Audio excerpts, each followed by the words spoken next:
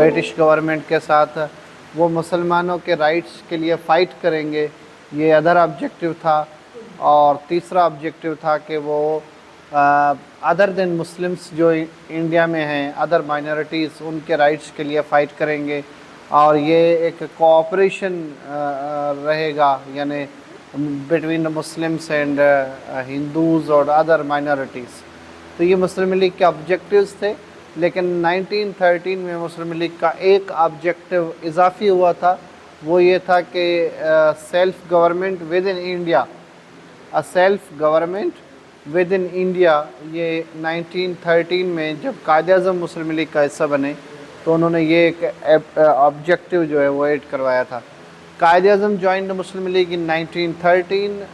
उनको जो है मौलाना मोहम्मद अली जौहर ने कायल किया मुस्लिम लीग में ज्वाइन करने के लिए।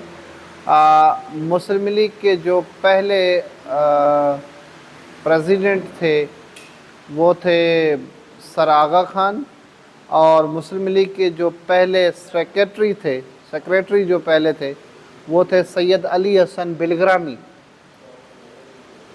सैयद अली हसन बिलग्रामी, ये आप लिख लें। और मुस्लिम लीग के पहले सेक्रेटरी थे, हाँ, सर आगा खान थे। और इस तरह जो है मुस्लिम लीग की जो मुस्लिम लीग का जो कानून बनाया गया, यानी जो मुस्लिम लीग का अपना एक आइन बनाया गया, जो कॉन्स्टिट्यूशन मुस्लिम लीग का बनाया गया, उस बुक का नाम था द ग्रीन बुक। यानी the green book which means a book on the constitutions of Muslim league. Muslim league का आइन जिसमें लिखा गया रूल्स, रेगुलेशन और डिसिप्लिन, ये सब चीज़ें। तो मुस्लिम लीग जो है 1906 13 दिसंबर 1906, आज क्या है, अक्टूबर 31 है आज, तो वो 13 दिसंबर 1906 को मुस्लिम लीग का क़याम हुआ। और उसके बाद जो है मुस्लिम लीग का सिलसिला सियासत का शुरू हुआ।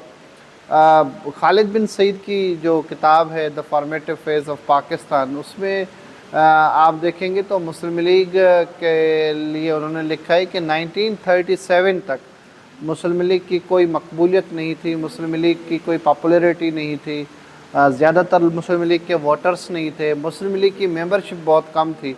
लेकिन जो मुस्लिम लीग की मेंबरशिप बढ़ी और जो मुस्लिम लीग का ये सब कुछ तेज़ी से बढ़ा, वो 1937 के बाद के सब वाक़यात हैं। और क्योंकि 1920 से लेकर अर्ली 20 से लेकर फिर 1934 तक कायद-ए-आज़म उसमें एक्टिव भी ज़्यादा नहीं रहे, 25 के बाद, और 35 तक समझ लें कि 9-10 साल तक उसमें एक्टिव नहीं रहे। तो इस वजह से मुस्लिम लीग ने वो प्रोग्रेस नहीं की जो उसे प्रोग्रेस तेज़ी से करनी चाहिए थी। लेकिन फिर जब कायद-ए-आज़म लंदन से वापस आए और मुस्लिम लीग में एक्टिव रहे तो उसके नतीजे 1945 के इलेक्शंस में मिले, जिसको हम आगे चल के डिस्कस करेंगे। तो मुस्लिम लीग के बारे में ये है। मुस्लिम लीग के टॉपिक हम यहाँ ख़त्म करते हैं। इसके बाद जो वाक़या पेश आया वो 1909 का है, जो मिंटू मॉर्ले रिफॉर्म्स हुए 1909 में। मिंटू मॉर्ले रिफॉर्म्स का बुनियादी मकसद था कि ये कॉन्स्टिट्यूशंस थे, यानी जैसे 1857 में India under the control of British government आ गया, यानी ईस्ट इंडिया कंपनी का ख़ात्मा हुआ, तो उन्होंने गवर्नमेंट ऑफ इंडिया एक्ट 1858 दिया, और उसके बाद उन्होंने 61 एक्ट दिया, फिर 91 एक्ट दिया, 92, फिर उन्होंने 1813 एक्ट दिया, और फिर इस तरह एक्ट्स चलते रहे। और फिर 1909 का एक्ट दिया उन्होंने, जिसका नाम था Mintu Morley reforms. Actually the Minto was viceroy at that time, and Morley जो है वो सेक्रेटरी ऑफ इंडिया थे। तो मिंटू मॉर्ले रिफॉर्म्स के नाम से जो है वो जाना जाता है, जिसमें उन्होंने हिंदुस्तान को आइन दिया और आइनी तरह चीज़ें सजेस्ट की, जिसकी इन डिटेल जो है आप उसको पढ़ लीजिएगा कि एग्जीक्यूटिव काउंसिल की सीट्स और ओवरऑल उसकी स्ट्रक्चर क्या हुई। उसके बाद जो है 1914 में फ़र्स्ट वर्ल्ड वार शुरू हो गई 1914 में, और 1918 में फ़र्स्ट वर्ल्ड वार ख़त्म हुई। फ़र्स्ट वर्ल्ड वार दो ग्रुप्स में हुई, एक ग्रुप का नाम है एक्सिस और दूसरे ग्रुप का नाम है allies, AXIS axis, ALLIES allies. Axis and allies group थे। जो एक्सिस ग्रुप था उसने जंग की शुरुआत की, यानी जिसमें जर्मनी था फर्स्ट वर्ल्ड वार में, एक्सिस ग्रुप में इटली था, तुर्की था, बोस्निया था। तो वो ममालिक थे जिन्होंने जंग शुरू की। और अलाइज ग्रुप वो था जो डिफेंसिव ग्रुप रहा, जिसमें यूके था, जिसमें फ्रांस था, जिसमें चाइना, रशिया, मतलब उस वक्त रशिया था, फिर वो बाद में यूएसएसआर बन गया।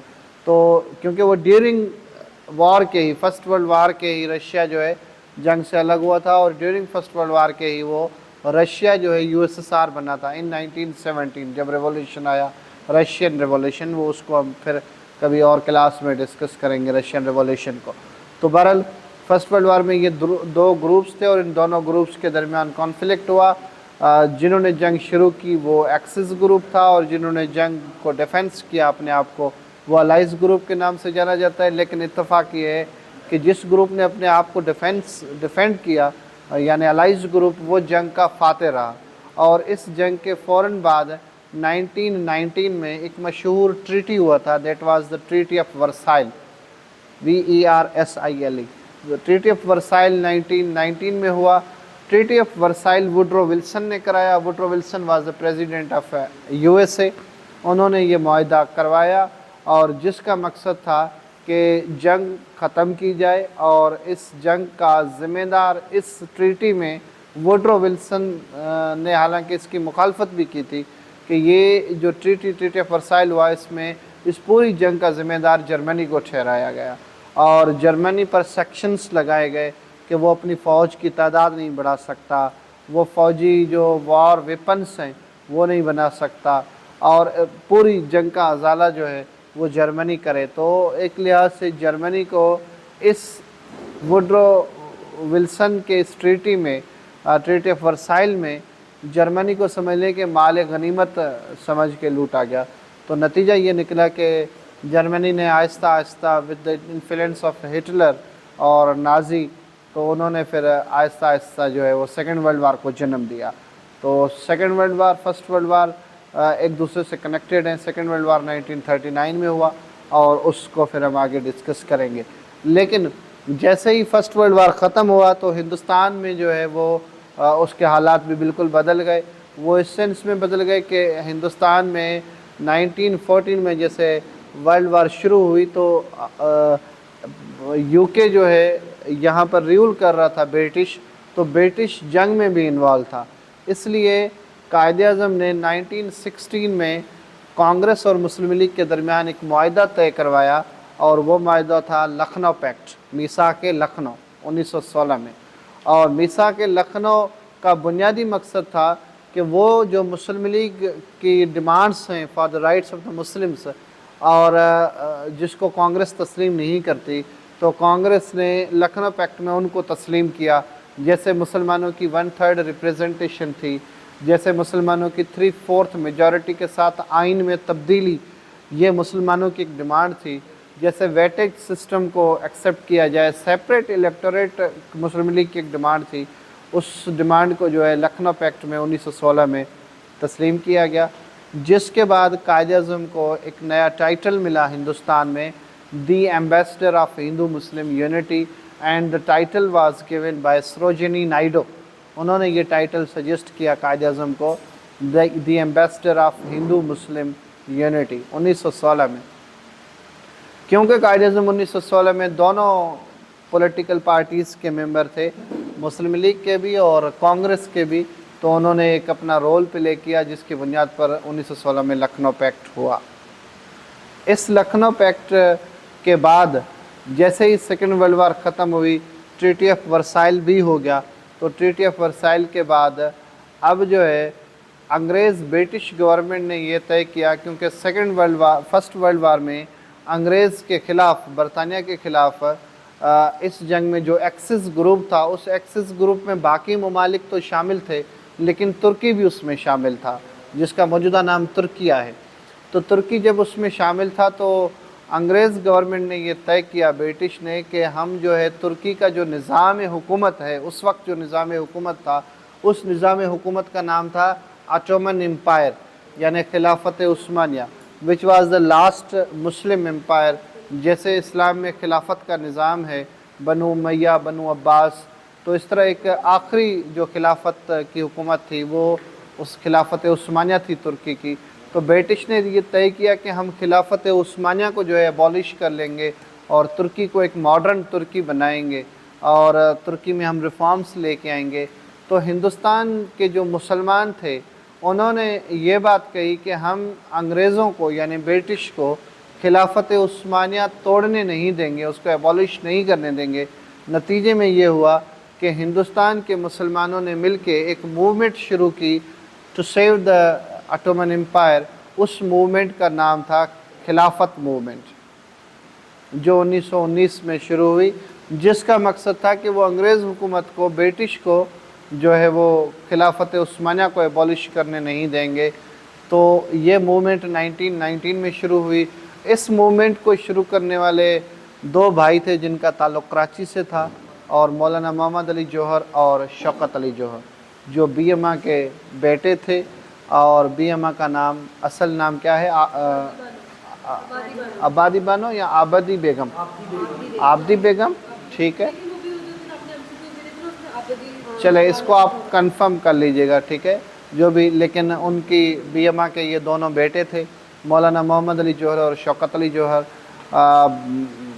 ایک بزنس جو ہے وہ برادرز تھے، بزنس فیملی سے ان کا تعلق تھا، اور بعد میں جو ہے ہمدرد اور ایک اور news paper, comrade news paper بھی چھپوائی انہوں نے، مولانا محمد علی جوہر نے۔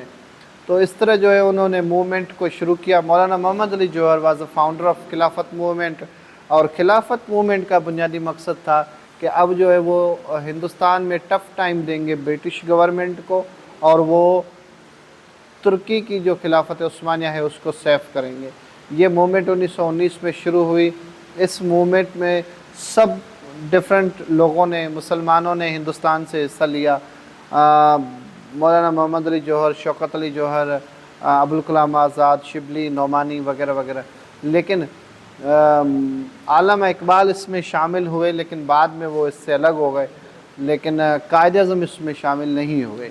قائد اعظم نے اس کی مخالفت کی اور انہوں نے کہا کہ یہ ایک ریلیجس موومنٹ ہے، اور ہندوستان اس وقت خود آزاد نہیں ہے، ہندوستان کا مسلمان آزاد نہیں ہے، تو وہ ترکی کے لیے فائٹ اس وقت اس سچویشن میں نہیں کر سکتا، لہٰذا قائد اعظم اس سے دستبردار رہے۔ انگریزوں نے اس موومنٹ کے ایکٹیو لوگوں کو بڑا ٹف ٹائم دیا، اور اس سے بڑا آگے اتفاق یہ ہوا کہ کانگریس جو ہے خلافت موومنٹ کا حصہ بن گئی، گاندھی خلافت موومنٹ کا حصہ بن گئے، انہوں نے خلافت موومنٹ چلائی، اور وہ خلافت موومنٹ جب انہوں نے اس کا حصہ بنے تو اس کا بنیادی جو ہے وہ جو مقصد تھا گاندھی کا، جس کی وجہ سے وہ خلافت موومنٹ کا حصہ بنے، اس کو تو ہم ڈسکس کریں گے، لیکن جب وہ خلافت موومنٹ کا حصہ بنے اور خلافت موومنٹ انہوں نے شروع کی اور کانگریس کے پلیٹ فارم سے کی، تو قائد اعظم نے جو ہے کانگریس سے استعفیٰ دے دیا، تو کانگریس میں قائد اعظم کا ٹینیور 1920 میں ختم ہو گیا، اور گاندھی نے خلافت موومنٹ کے دوران ہی کانگریس کے پلیٹ فارم سے جب انہوں نے جوائن کی خلافت موومنٹ کو، تو ایک نئی موومنٹ چلائی جس کا نام تھا نان کوآپریشن موومنٹ۔ وہ خلافت موومنٹ کے اندر ایک موومنٹ تھی، نان کوآپریشن موومنٹ، جس کا مقصد تھا کہ اب ہندوستان میں جو گڈز ہیں، جو استعمال کی چیزیں ہیں برطانیہ نے جو بنائی ہوئی ہیں، ہندوستان اس کو استعمال نہیں کرے گا، ایک سوشل بائیکاٹ ہوگا، ایک پبلکلی اس کا بڑا اثر بھی ہوا، تو یہ جو ہے وہ انہوں نے شروع کیا۔ تو آپ کیا سمجھتے ہیں کہ گاندھی نے اس موومنٹ کو کیوں جوائن کیا ہوگا؟ ایک چلیں دو سوال ہیں ایک ہی سمت میں کہ مسلمانوں نے اس کو جوائن کیا، وہ سمجھ آ رہا ہے، ایک تو گاندھی نے اس کو جوائن کیوں کیا، اس کی کیا وجہ ہو سکتی ہے، اور قائد اعظم نے اس کو جوائن کیوں نہیں کیا، اس کی کیا وجہ ہو سکتی ہے؟ جی، سوال پیدا ہوتا ہے یہاں کہ گاندھی نے اس کی سپورٹ کی یا کانگریس نے اس کی سپورٹ کی؟ اگر کانگریس نے سپورٹ کی تو اس میں کچھ مسلمان ممبر بھی تھے، وہ سمجھ آتا ہے، یہ کلیئر ہونا چاہیے۔ دونوں نے کی، گاندھی نے کانگریس کے پلیٹ فارم سے کی، بالکل جی، نہیں پارٹی کے بیاف پر بھی کی، انڈیویجولی بھی کی۔ गांधी ने अगर सपोर्ट उसमें वो किया था तो कायदा का इसलिए रिजाइन करके गए थे कि उनके अपोजिट खिलाफ ही वो मतलब दूसरी पार्टी के जो खिलाफ ही थी, तो वो भी इसी के अंदर कांग्रेस के अंदर शामिल थी, इसलिए उन्होंने resign किया। जब तक कायदा में इसलिए ना क्योंकि कायदा में सेक्युलर है, तो वो अब मजहब और सियासत को अलग अलग रखना चाह रहे हैं। ये भी एक पॉइंट हो सकती है, लेकिन ये भी हो सकती है कि वो ये सियासी एक इंटरेस्ट समझते थे कि इस वक्त जो है मुस्लिम्स और हिंदुस्तान आज़ाद नहीं है और ब्रिटिश स्ट्रॉन्ग है, ब्रिटिश को हम इस तरह जो है टफ़ टाइम नहीं दे सकते और नतीजे ख़तरनाक निकलेंगे। और वही हुआ, अंग्रेज़ों ने इनको मुख्तलिफ़ जेलों में डाला और काफ़ी उसका जो है टफ़ टाइम हुआ। और 1918 में एक एक्ट पास हुआ था, that was Rowlatt act, Rowlatt act. और ये रॉलेट एक्ट जो है 1918 में पेश हुआ। जस्टिस रॉलेट एक बंदे का नाम था जो जस्टिस थे, उन्होंने ये सजेस्ट किया था, जिसके नाम से ये रॉलेट एक्ट हुआ, जिसका मकसद था कि पूरे हिंदुस्तान में किसी भी शख्स को किसी भी वक्त हुकूमत गिरफ़्तार करेगी और बग़ैर वारंट गिरफ़्तार करेगी, और उसको कहाँ रखेगी इसके लिए हुकूमत जवाज़ा नहीं है। आप समझ गए ये एक्ट? यानी एक ऐसा आइन था जो जिसमें फंडामेंटल राइट्स की वायलेशन थी। तो कायदे-ए-आज़म ने इस एक्ट को ब्लैक एक्ट का नाम दिया था, रॉलेट एक्ट को उन्होंने ब्लैक एक्ट, काला कानून। तो ये उन्होंने इसको जो है वो नाम दिया था। और 1919 में जो है वो खिलाफत मूवमेंट शुरू हुई और 1924 में खिलाफत मूवमेंट ख़त्म हुई। बुनियादी तौर खिलाफत मूवमेंट नाकाम हो गई, खिलाफत उस्मानिया टूट गई, तुर्की जो है वो मॉडर्न तुर्की बन गया और आज तक जो आपको नज़र आता है। उसके बाद फिर तुर्की की हिस्ट्री खैर अलग है, लेकिन उस वक्त ऑटोमन एम्पायर एबॉलिश हो गया। और 1924 में ये सब मुस्लिम लीडर्स और इवन गांधी और कांग्रेस के वो लीडर्स जो इसमें एक्टिव रहे वो सब गिरफ़्तार हुए और अंग्रेज़ों ने उन्हें काफ़ी टफ़ टाइम दिया और 1924 में उसका इख्तिताम हुआ। 1927 में अंग्रेज़ों ने एक कमीशन बनाई। अच्छा, 1919 में एक एक्ट भी आया, जैसे 1909 में एक एक्ट आया था मिंटो मोर्ले रिफॉर्म्स, इसी तरह ये एक एक्ट आया था 1919 में जिसका नाम था मॉन्टेगो चेम्सफोर्ड रिफॉर्म्स। मॉन्टेगो चेम्सफोर्ड रिफॉर्म्स 1919 में, और ये एक नया कॉन्स्टिट्यूशन था और इसमें सेपरेट इलेक्टोरेट को जो है वो तकसीम किया गया था। डायरकी निज़ाम इसमें इंट्रोड्यूस किया गया कि जो है वो एक गवर्नर की कैबिनेट होगी और एक सीएम की अलग सेपरेट गवर्नमेंट होगी। तो ये सब जो है वो 1919 में हुआ। 1927 में साइमन कमीशन इंडिया में आया। साइमन कमीशन बेसिकली अंग्रेज़ जो कैबिनेट थी, अंग्रेज़ जो बरतानिया से आए, उन्होंने जो है साइमन एक शख्स का नाम था, उन्होंने जो है वो लीड कर रहे थे उस कमीशन को और 8 उसके मेंबर्स थे। वो कलेक्टिवली मेंबर्स जो है वो उनको कहा जाता है साइमन कमीशन। और साइमन कमीशन का मकसद था कि वो हिंदुस्तान के लिए आइन सजेस्ट करे कि हिंदुस्तान का आइन कैसा बनाए। तो वो आके उन्होंने हिंदुस्तान में चीज़ें फाइंड की और समझने की कोशिश की कि इंडिया का आइन कैसा बनाया जाए। लेकिन साइमन कमीशन को मुस्लिम लीग ने और कांग्रेस ने दोनों ने रिजेक्ट किया था, दोनों ने उसको एक्सेप्ट नहीं किया, इसलिए क्योंकि उनका मौक़िफ़ ये था कि साइमन कमीशन के जो मेंबर्स हैं 8, उनमें से एक मेंबर भी इंडियन नहीं है, जिसका मतलब है कि वो आइन बनाते वक्त इंडियन इंटरेस्ट को और इंडियन साइकी को, सोच को, कल्चर को, कस्टम्स को, इंडिया के ट्रेडिशन को, ओवरऑल इंडिया के ज़रूरियात को, इंटरेस्ट को वो नज़र में नहीं रख सकते। इसके लिए ज़रूरी है कि अगर इंडिया का कानून बनाया जा रहा है, हिंदुस्तान का कानून बनाया जा रहा है, तो उसके लिए ज़रूरी है कि कुछ इंडियन मेंबर्स जो है उसके मेंबर हों साइमन कमीशन के, कि जो कानून पर अच्छी नज़र रखें। लिहाजा दोनों पॉलिटिकल पार्टीज़ ने रिजेक्ट किया था, लेकिन मुस्लिम लीग के अंदर एक ग्रुप ऐसा था जिसकी सजेशन थी कि साइमन कमीशन को एक्सेप्ट करना चाहिए, जिनमें से उस ग्रुप का नाम था शफ़ी ग्रुप। 2 ग्रुप बन गए मुस्लिम लीग के, एक ग्रुप का नाम था जिना ग्रुप और दूसरे ग्रुप का नाम था शफ़ी ग्रुप। जिना ग्रुप का मौक़िफ़ था कि इस साइमन कमीशन को एक्सेप्ट नहीं करना चाहिए, जबकि शफ़ी ग्रुप का मकसद था, सर मोहम्मद शफ़ी जिसमें थे, ان کا مقصد تھا کہ اس کو ایکسیپٹ کرنا چاہیے، اور علامہ اقبال بھی شفیع گروپ کا حصہ تھے۔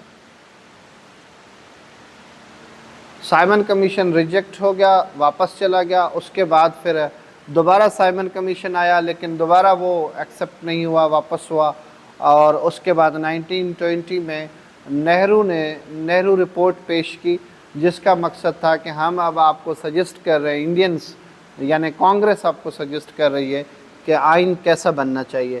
اس آئین کے لیے جو نہرو نے سجیشن دی، ان سجیشن کو کہا جاتا ہے Nehru report, which was presented in 1928۔ اور نہرو رپورٹ میں کیا تھا؟ نہرو رپورٹ میں وہ تمام باتیں جو لکھنؤ پیکٹ میں کانگریس اور مسلم لیگ کے درمیان طے ہوئی تھی اور ایکسیپٹ ہوئی تھی، ان ڈیمانڈس کو نہرو رپورٹ میں ریجیکٹ کیا گیا۔ یعنی نہرو رپورٹ کی سجیشنز میں ایک سجیشن یہ بھی تھی کہ سیپریٹ الیکٹوریٹ کو، جو کہ مسلمانوں کی ڈیمانڈ تھی، آئین کا حصہ نہیں بنایا جائے۔ 1/3 ریپریزنٹیشن جو مسلمانوں کی ہے، اس کو آئین کا حصہ نہیں بنایا جائے۔ 3/4 میجورٹی کے ساتھ آئین میں تبدیلی کی جائے، اس کو، یہ مسلم لیگ کی ڈیمانڈ تھی، اس کو بھی آئین کا حصہ نہ بنایا جائے۔ تو وہ ڈیمانڈس جو مسلمانوں کی ڈیمانڈس تھیں، وہ ٹوٹلی ور ریجیکٹڈ ان دا نہرو رپورٹ۔ تو نہرو رپورٹ کا ایک کنکلوژن یہ بھی ہے کہ ایک تو یہ لکھنؤ پیکٹ کے بھی اپوزٹ تھی، دوسرا یہ کہ اس میں مسلمانوں کے رائٹس کو کوئی جو ہے نہیں رکھا گیا ذہن میں۔ نہرو رپورٹ کے جو ممبرز تھے اس میں 2 مسلمان بھی تھے، اور نہرو رپورٹ کے جو ممبر تھے اس میں 2 نہرو بھی تھے، ایک موتی لال نہرو، ایک Jawahar Lal Nehru. Jawahar Lal Nehru was a son of Moti Lal Nehru. موتی لال نہرو اس وقت مسلم کانگریس کے ممبر تھے اور قائد اعظم کے کلوز فرینڈ بھی تھے۔ قائد اعظم کے ہندوستان میں جو قریبی دوست تھے، ان میں سے ایک قریبی دوست موتی لال نہرو بھی تھے، جن کے ساتھ ان کا فیملی آنا جانا دونوں کا ہوتا تھا۔ جواہر لال نہرو جو انڈیا کے پرائم منسٹر بنے، وہ بعد کے ہیں، مطلب اس وقت موجود تو تھے۔ ظاہر ہے ایک شخص کے آپ فیملی ٹرمپ سے آپ گھر میں جاتے ہیں، اس کا بیٹا جو ہے، ظاہر ہے اس سے ان کی بات چیت تو ہوتی ہوگی، لیکن بعد میں وہ انڈیا کے پرائم منسٹر رہے، اور ان میں اختلافات بھی کافی رہے، نہرو میں اور قائد اعظم میں، لیکن موتی لال نہرو سے ان کی کافی اچھی جو ہے انڈرسٹینڈنگ تھی۔ اور 1928 کی نہرو رپورٹ کے بعد اس نہرو رپورٹ کے ریئیکشن میں قائد اعظم نے اپنی 14 پوائنٹس دی، 14 نکات قائد اعظم کے ان 1929، اور یہ 14 نکات انہوں نے لنڈن سے دیے، انڈیا میں وہ اس وقت موجود نہیں تھے۔ ان 14 پوائنٹس کو بنانے میں مولانا محمد علی جوہر نے ان کی مدد کی، اور انہوں نے بھی سجیشنس دی، مل کے انہوں نے 14 پوائنٹس بنائی۔ 14 پوائنٹس میں جو نہرو رپورٹ کی سجیشن تھی، یعنی جو انہوں نے چیزیں ریجیکٹ کی تھی، وہ سب اس کا حصہ بنی، اور اس کے علاوہ فیڈرل فارم آف گورنمنٹ ہو، فیڈرل کانسٹیٹیوشن ہو، یعنی انڈیا کے لیے انہوں نے سجیشن دی کہ فیڈرل فارم آف گورنمنٹ ہو، پروونشل آٹونومی ہو، صوبوں کو خود مختاری ہو، انڈیپینڈنٹ جوڈیشری ہو، اور Sindh should be separated from Bombay, اور NWFP میں ریفارمز لائی جائیں، بلوچستان میں ریفارمز لائی جائیں، اور اس طرح جو ہے ان کی ڈیمانڈس تھیں۔ اور 14 پوائنٹس بیسکلی نہرو رپورٹ کی جو رپورٹس، جو سجیشنز تھیں، ان کے اگینسٹ تھی۔